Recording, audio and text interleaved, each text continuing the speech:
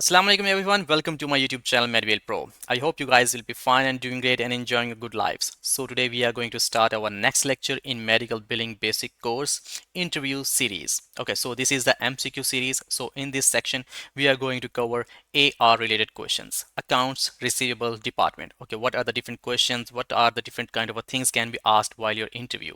Okay, so these are going to be conducted in two sections basically. So in the first section we will complete 10 questions, and in the second part we will complete 10 other questions as well. Okay, so this is a basic and important for all of you who are just going to join medical billing as a fresher. Okay, so this is the part one. In this section we are going to complete 10 questions with answers. Okay, so you guys need to memorize all these questions before your interview. So without wasting time, I guess we should start the lecture. So here you go. Okay, so accounts receivable interview questions and answers. So the first question is going to be, what does AR stands for in medical billing? Okay, that is a basic question. AR stands for accounts receivable. Option B is accounts review, accounts revenue, or accounts regulation. So what should be the answer of this one? Let's see.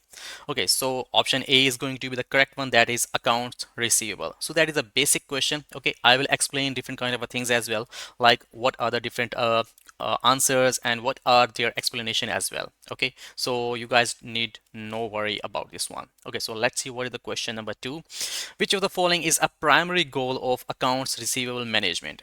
Okay, so if you're working as a AR, or if you want to join an AR section, and if you are looking for an AR job, then what should be the goal or the primary goal for that kind of a management or AR management? So option A is going to be increase patient volume.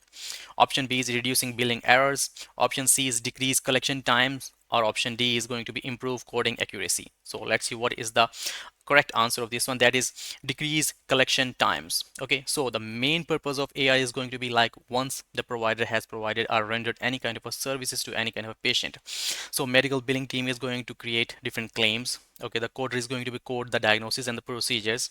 Okay, so once all that is set up and you guys have submitted the claim to an insurance, okay, and insurance is going to adjudicate or process that claim, and after the processing the claims needs to be reimbursed. Okay, so if everything is going fine, like every kind of a data in that kind of a claim is correct, or it's a clean claim, then insurance is going to process that claim and they are going to pay for the services that were rendered by that kind of a provider. Okay, so simple. So we guys need to reduce the time of collection. Okay, so the net collection time should be very low. So that is the main or primary goal of the AR person who is going to deal with different kind of outstanding claims. Okay, so let's see what is the question number three. Okay, what is the purpose of patient's insurance verification? Okay, so basically when you are going to verify the patient's insurance info eligibility, then what is the basic purpose of that kind of a thing? Option A is to determine the patient's eligibility, to calculate billing amount, to finalize the coding. The option D is to prepare the EOB. So let's see what is the answer of this question. So the answer is to determine the patient's eligibility. Yes, we are going to verify the insurance verification because we need to find out the eligibility of that member. If that member on the date of service is eligible or not. If the member is eligible, then we can just create or make the claim and submit the claim to an insurance company. If the patient is not eligible with that kind of a insurance, then we need to notify, then we need to let the patient know that you are not eligible with that kind of a insurance. So you can get the services, but you need to pay the balances or the bills out of your pocket. Okay, so that is the main purpose of verifying the insurance eligibility.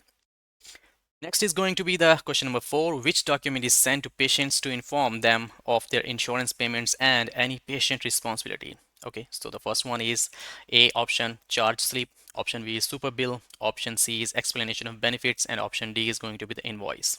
Okay, so the option C is going to be the correct one, that is explanation of benefits. Yes, once the insurance has processed the claim, they will let the patient and the provider know that how we have processed the claim. There would be the allowed amounts, there would be the uh, total billed amounts, charged amounts, deductibles, co-insurances, and co-payments. So all that kind of a stuff will be included in that kind of a section. Okay, so patient will be just knowing that how insurance has claim processed the claim and what kind of a things they have made for me, like how much I need to pay and how much they have paid. So all that kind of a stuff will be included in that kind of a explanation of benefits.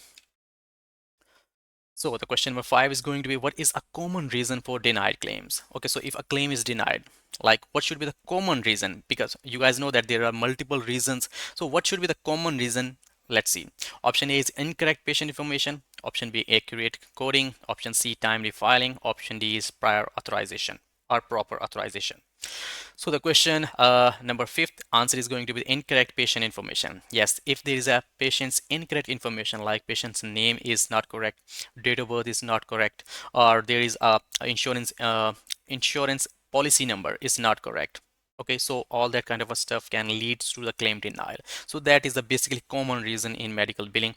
Once the claim is denied, that could be the main kind of a like common kind of a reason that patient's data is incorrect. So basically we need to verify the patient's data before submitting the claim to an insurance company. So the question number 6 is going to be, how often should AR aging reports be reviewed? Annually, monthly, weekly, or daily? So what should be the proper answer of this one? That is going to be the option number B, that is monthly. Okay, so we need to pull out the AR aging reports on monthly basis, and we need to see what kind of a claims are pending or outstanding still on insurance or patients. So we need to rectify and we need to follow up on all those kind of a claims which are still outstanding, and we need to get the reimbursements from the insurance companies.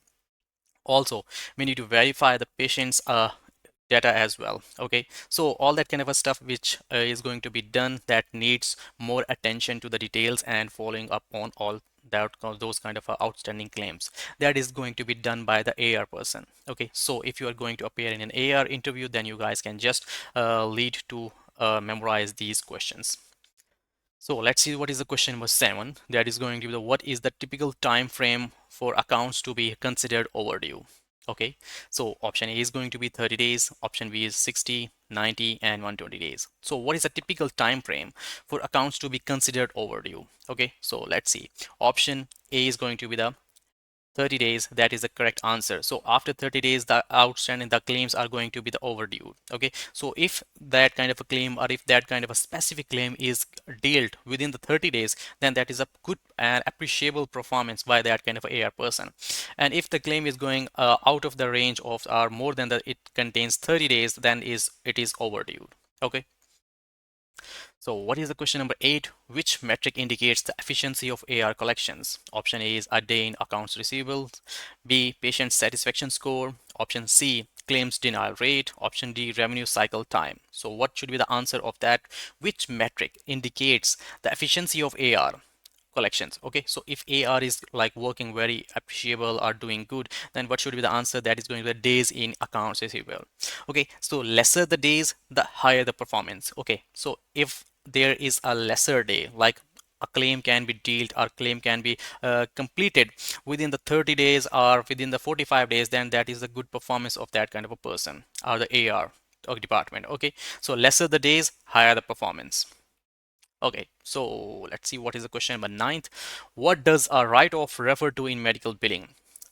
What is mean by the write-off in medical billing? Okay, so if you are a AR person and if you are just going to appear in an interview, you guys need to know about this one. So option A is a payment made by the patient, B, a reduction of the debt, option C is an unpaid balance, and D is an overpayment. So let's see what is the answer of this one. A reduction of the debt. Okay, so like if there is any kind of a thing that is pending on the patient, okay, or on the insurance, and that is not going to be done or not going to be reimbursed due to clerical or due to a denial or due to other kind of a reasons, then the provider is going to write off that balance. Okay, so that will be not received from patient or the provider. So that is going to be the write-off, means removing that kind of a balance from the patient account with any kind of a specific codes. So the last question of this lecture is going to be the, what is our remittance advice? So that is an important. Okay, so I have a question. Can you guys please differentiate between the EOB and the ERA? Okay, so basically ERA is the remittance advice, electronic remittance advice. So we have an option over here, a notice of payment, B is a statement of charges, C a patient bill, or D is denial letter. So let's see what is the correct answer of remittance advice. It's a notice of payment. Okay, so let me just correct all that kind of a stuff. If a provider is going to get any kind of a ERA from an insurance company, so means that insurance company is letting know that kind of a provider that how the claim was completely processed, how much they have just paid, how much was their allowed amount, and what is kind of a like patient responsibility in form of co-insurance, co-payments or deductibles. So all that kind of a stuff can be understood in a better way with that kind of a remittance advice. Okay, So thank you so much. That was all about today's lecture. So in this session, we just completed the 10 questions. So these are the crucial and the good questions. Like these questions can be asked while you're interview if you are going to apply for AR kind of a job. These are the basic questions. Okay, a fresher should know all about these kind of a questions.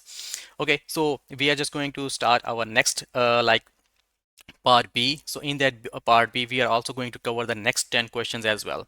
Okay, so inshallah, we'll meet in the next session and next part. Till then, take care of yourself. And one more thing, I just want to let you know, guys, that if you guys have any kind of a questions regarding medical billing, and if you want to learn medical billing skill, then I have already uploaded the medical billing online classes, the basic course on my YouTube channel. There are more than 50 plus lectures. Okay, so that are in the series where you guys can learn one by one lecture in a good way. Okay, so if you guys still have any kind of a questions or concerns regarding any kind of a things in medical billing, then you guys can let me know via WhatsApp or via my email address as well. Thank you so much. Inshallah, we'll meet in the next lecture. Till then, take care of yourself and your family, and do remember me on your kind prayers. Take care. Allah Hafiz. Goodbye.